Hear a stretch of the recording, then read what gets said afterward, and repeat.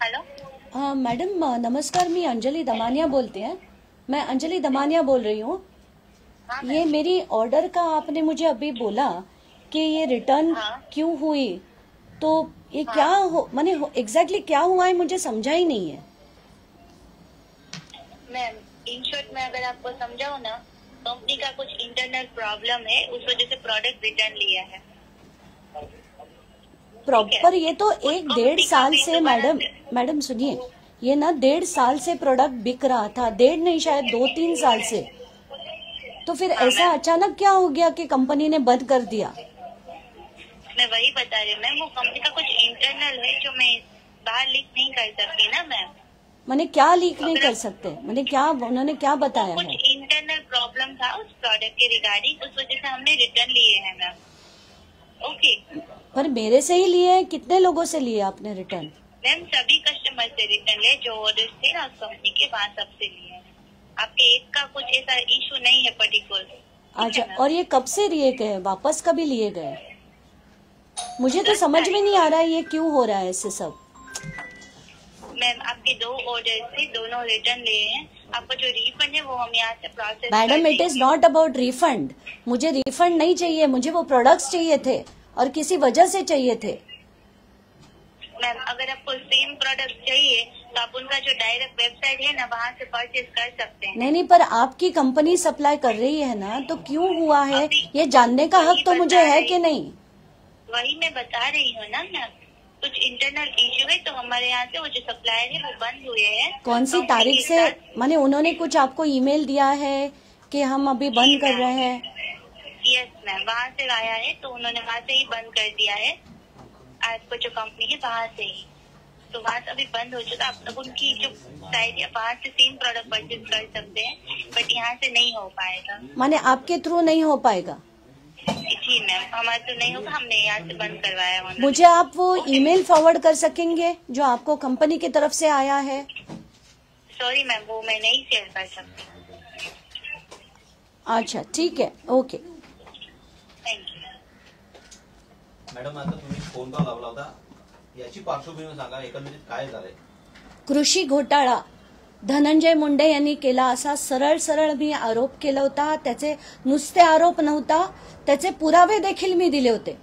आणि प्रत्येक गोष्ट ही ऑनलाईन वेबसाईट्सवर विकत मिळते। नॅनो युरिया 92 रुपयाला मिळतंय, नॅनो डीएपी 269 रुपयाला मिळतंय।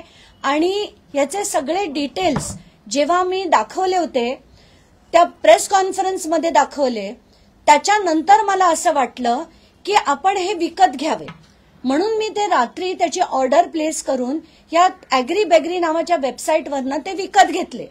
आणि विकत घेतल्यानंतर त्याची ट्रॅकिंग ऑर्डरचे डिटेल्स हे जर तुम्ही बघाल, हे बघा, पहिली मी 7 तारखेला घेतल्यानंतर मला ग्रीटिंग्स आले की तुम्ही ॲग्री बेगरी मधनं हे प्रोडक्ट्स विकत घेतले। त्याच्यानंतर त्याचे ट्रॅक तुम्ही करू शकता। 8 तारखेला मला सांगण्यात आलं की तुमचे आता इथून निघालेले आहेत, तुम्ही तुमची शिपमेंट ट्रॅक करू शकता। ते ट्रॅक केल्यानंतर हे बघा, हे जे आलंय मला आता कळतंय की ते तिथून निघालं, सगळीकडनं पोचलं, अमुक ठिकाणं, इकडनं हरियाणा, तिथनं तमुक ठिकाणी, तिकडनं तमुक ठिकाणी, करत काल ते 12 वाजता दुपारी माझ्या घरी पोचणार होतं। अचानकपणे ते रिटर्न गेलं, म्हणून मला कळल्याबरोबर मी त्यांना मेसेज पाठवला की हे रिटर्न का झालं। तर तेव्हा मला सांगण्यात आलं की आज संडे आहे, आज कोणी मिळणार नाहीये, तर तुम्हाला उद्या आम्ही सांगतो की ते का रिटर्न गेलं। तर त्याच्यानंतर मी त्या फुलफिलमेंट म्हणून आहे त्यांच्याशी बोलले। त्यांनी आता कॉल केला, हे बघा, त्यांनी मला आता कॉल केला आणि कॉलवर धडधडीतपणे मला सांगण्यात आलं की इफ्को कंपनीने हे थांबवलंय आणि त्यांचा डेटा जो त्यांनी जे सांगितलंय ते आम्ही तुम्हाला लीक करू शकत नाही। म्हणजे आता हे खात्रीने मी सांगू शकते की हा धनंजय मुंडे यांचा स्कॅम आहे आणि मोठा स्कॅम आहे, शेतकऱ्यांना बुडवण्यासाठीचा स्कॅम आहे। कारण त्यांनी जर हे थांबवलं नसतं तर आपण एक वेळ शंकेची पाल तरी ठेवली असती. पण आताच्या घटकेला इफकोकडनं हे थांबवून मला डिलिव्हरी न येऊन देणं, आणि याचा सगळा डिटेल्स आहेत माझ्याकडे. इनव्हॉइसची कॉपी आहे, पेमेंटचे डिटेल्स आहेत, ट्रॅकिंगचे डिटेल्स आहेत, कुठून कुठपर्यंत गेली ते सगळे डिटेल्स मी आता माध्यमांना शेअर करते. आणि आता अजित पवारांनी याची चौकशी करा, कारण कालच ते काही माध्यमांना म्हणालेत की त्यांची द्यायचा की नाही राजीनामा ते ठरवतील. सिंचनाच्या वेळेस मी माझा राजीनामा दिला होता, पण नैतिकता त्यांच्याकडे असेल तर ते ठरवतील. तर मला असं वाटतं अजित पवार हे आणि एक उदाहरण घ्या, तुम्ही ते पूर्ण स्कॅमचे डिटेल्स घ्या, चौकशी लावा. 2 दिवसात चौकशी पूर्ण होईल याची मी तुम्हाला खात्री देते. आणि यांचा राजीनामा तुम्ही कुठच्याही परिस्थितीत घ्या. आणि तुम्ही जर म्हणत असाल मंत्री ठरवेल, तर हे ऍब्सल्यूट रबिश आहे. तुम्ही सगळ्या यंत्रणा बंद करा, तुम्ही पोलीस डिपार्टमेंट बंद करा, अँटी करप्शन ब्युरो बंद करा. कारण एक मंत्री ठरवेल की तो त्याच्या भागात किती दहशत करणार, किती पैसे खाणार, किती लोकांना त्रास देणार, कसा छळ करणार, हे सगळं मंत्री ठरवेल. आणि राजीनामा द्यायचा की नाही हे पण मंत्री ठरवेल. आता मुख्यमंत्री नाही ठरवणार, पक्ष नाही ठरवणार. आम्ही काही वेडी माणसं आहोत का पुरावे द्यायला? ऑफिस ऑफ प्रॉफिटमध्ये राख माफियाचा त्यांनी कसे कसे केलेत, आता तर पूर्ण डिटेल्स FIR सकट मी डाउनलोड केलेत. आता तरी तुम्ही त्यांचा राजीनामा घेणार की नाही? त्यांच्याकडनं तुम्ही ठरवायला त्यांना देणार का? जनताने तुम्हाला वोट दिले होते ना. आता यांचा राजीनामा घ्यायचा की नाही तातडीने ठरवा, नाहीतर हे खरंच फार मोठं होणार आहे. आणि हे जे सांगून त्या वेबसाईटला सांगून तुम्ही हे जे थांबवलेत, पण त्याच्या आधीचे इनफ डिटेल्स आहेत माझ्याकडे, आणि हे सगळं आता बाहेर येणार. त्यांनी सरळ सरळ मला ऑडिओमध्ये सांगितलं की 10 तारखेनंतर हे थांबवण्यात आलं. मी त्यांना असाही प्रश्न विचारला की तुम्ही आधी केलं होतात का, म्हणून आत्ताचा माझा जो कॉल होता तो दुसरा कॉल होता. पहिल्या कॉलचे सगळे जो व्हिडिओ आहे, माझं नशीब की तेव्हा तिथे एक मीडियावाला बसलेला आणि त्यांनी ते रेकॉर्ड केलं, म्हणून सगळं आलंय त्याच्यात की आम्ही हे देऊ शकत नाही, कंपनीने 10 तारखेपासून देण्यास बंदी घातली आहे, म्हणून आम्ही ती ऑर्डर परत घेतली आहे. हे सगळं आहे त्या व्हिडिओमध्ये.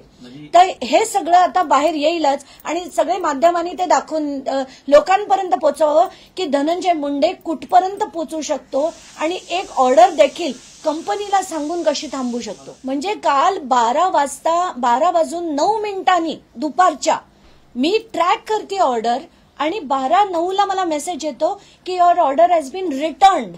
तर मला आधी वाटलं की चुकून मी काही फोन उचलला नाही की काय, म्हणून मी परत कॉल बॅक केला की मला ती ऑर्डर हवी आहे. तर मला असं सांगण्यात आलं की आज आमची टीम नाहीये, संडे आहे, उद्या तुम्हाला आम्ही सगळे डिटेल सांगू. म्हणून पुन्हा जेव्हा आज सकाळी मी विचारलं तेव्हा हे सगळं आता बाहेर आलंय. याच्यावरनं सरळ सरळ दिसतंय की दाबण्याचा मोठ्या प्रमाणावर प्रयत्न होतोय, पण परमेश्वर आहे म्हणूनच हे आता सगळं उघडकीस येताना दिसतंय आपल्याला. सरळ सरळ यांचं पितळ उघडं पडलं असतं, त्याच्यात काहीच शंका नाही. म्हणूनच त्यांनी ते थांबवण्याचा प्रयत्न केलाय. पण माझ्याकडे इनव्हॉइस आहे, ट्रॅकिंग रेकॉर्ड आहे की कुठपर्यंत आली, माझ्या घरापर्यंत येऊन मग ती जर रिटर्न झाली असेल, याच्यावरनं आपल्याला सगळंच काय ते समजून जायचंय की धनंजय कुठपर्यंत पोहोचू शकतात ते आता आपल्याला दिसेल.